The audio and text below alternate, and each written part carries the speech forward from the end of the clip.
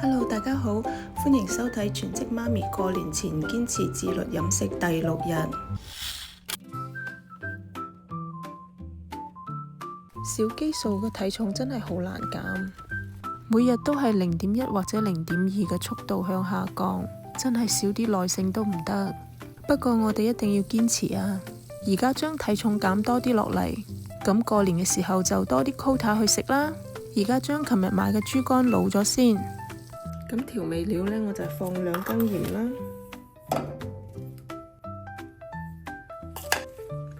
紅燒汁啦，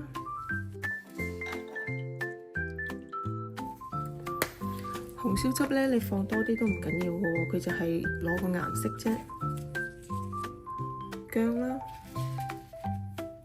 咁我自己呢會放好多花椒粒，如果你唔中意就換嗰啲八角啊或者其他嘢都得。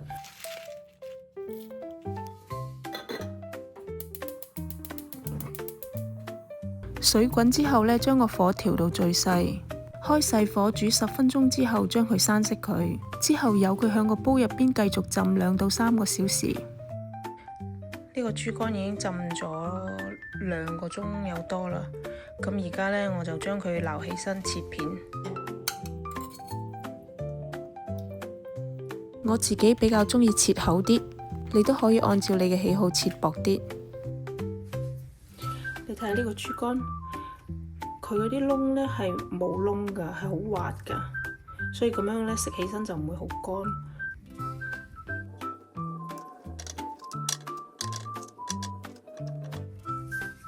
咁你啲湯呢就冇倒咗佢先喎。我通常呢將佢滗啲湯過嚟呢浸住佢，咁你放喺冰箱嗰度呢保鮮，佢就可以保鮮好多日都唔怕乾唔怕柴㗎。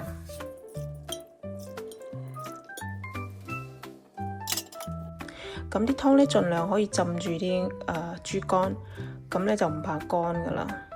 咁樣就可以放喺雪櫃度食。我自己食1個星期我都覺得 OK 㗎，唔會變味，唔會變壞㗎。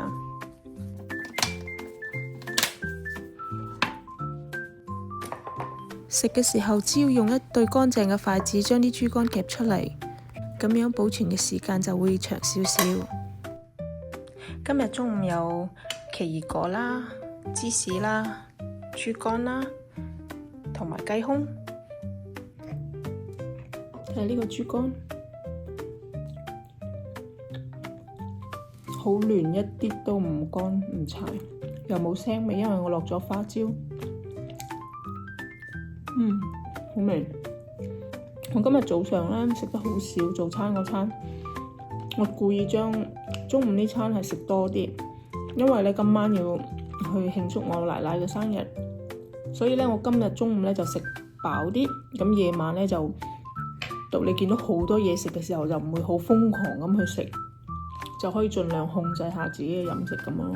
因為呢我哋避免唔到有呢啲聚會啊、慶祝啊呢啲咁嘅嘢，但我哋又唔可以話唔食喎，又唔可以話唔去，係咪？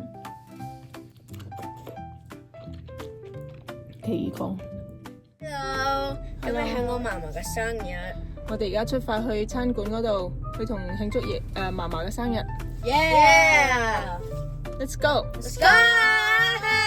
Hello，我而家我爸爸去車我嫲嫲、爺爺同埋姑媽去餐館嗰度 ，right？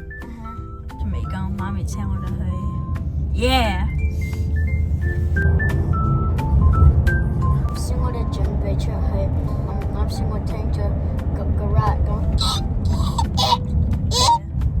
同埋嗰時我媽咪準備接我學校嗰度咧，我媽咪聽到嗰個 rat 咧響入邊個袋咧，咁噗有咩喐啊？咁咪咧嚇親我媽咪，我媽咪就企住我度。咁咪咧嗰時我媽咪去倒垃圾，我唔記得拎垃圾出。講嚟講去都講唔清楚老鼠嘅事情，所以就放棄咗。今日冇塞車，大概30分鐘就過到嚟市區呢度。我哋一共點咗9個餸，有冇你鍾意食㗎？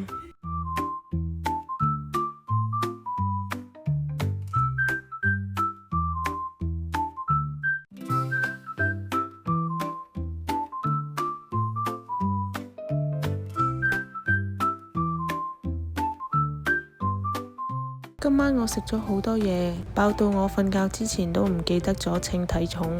咁我哋就睇睇聽日重咗幾多。